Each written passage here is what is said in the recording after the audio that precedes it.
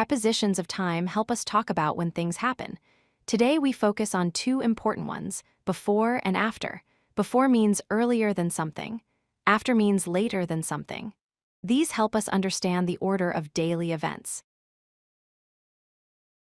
Prepositions of time show relationships between events and time. Before tells us something happens earlier than another event. After tells us something happens later than another event. They help us understand sequence in our daily routines. Before means at an earlier time than a specific event or moment.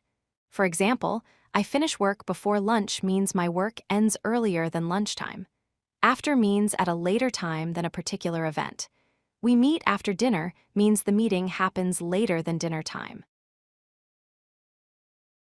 Finish homework before dinner. This means complete homework earlier than dinner time. Go for a walk after lunch. This means walking happens later than lunchtime. Call me before you leave. This means phone earlier than leaving the house. Before always means earlier than a certain time or event. After always means later than a certain time or event. I brush my teeth before breakfast. This happens earlier than eating breakfast. She arrives after class ends. This means later than class finishing time. Study before the exam means studying happens earlier than exam time. Relax after work means resting comes later than working hours. Wash hands before eating means cleaning hands earlier than mealtime. Exercise after breakfast means working out later than morning meal. Practice filling in before or after. First sentence, I eat breakfast blank brushing teeth.